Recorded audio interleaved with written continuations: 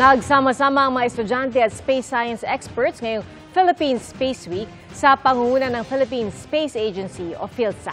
At kabilang sa mga highlight ng exhibit, ang replika ng satellite para sa land and coastal imaging na target pong i-launch sa susunod na taon. At ang mga nadiskubring meteorite sa bansa. Nakatutok si Katrina Son.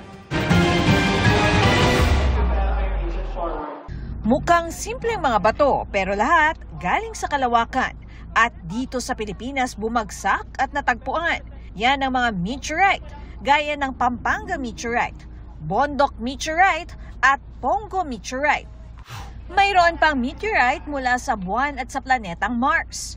Tampok ang mga iyan sa ginaganap ngayong Philippine Space Week exhibit sa Quezon City. Sino-showcase namin yung 6 out of 7 Philippine meteorites. Parang ordinary rocks lang sila sa unang tingin, no?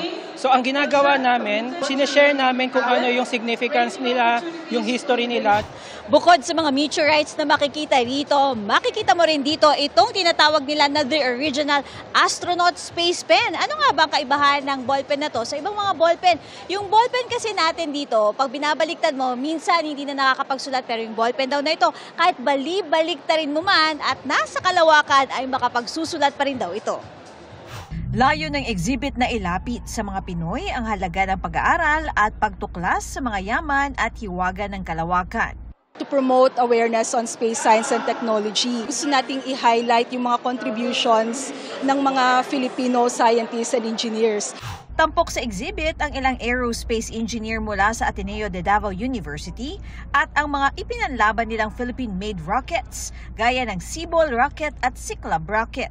Proud daw sila na mapabilang sa International Rocket Engineering Competition sa Texas noong Hunyo. We were actually the first and still currently the only team joining this competition. It's something that could spark the future for Philippine aerospace, since right now I think we're focused more on satellite making and development. Must-see rin dito ang replika ng ilulunsad na satellite para sa land and coastal imaging. Itong satellite na ito is target i-launch next year sa space, and yung mga applications niya ay for coastal monitoring, agriculture, national security, and disaster risk reduction and management. Para sa GMA Integrated News, Katrina Son, nakatutok 24 oras.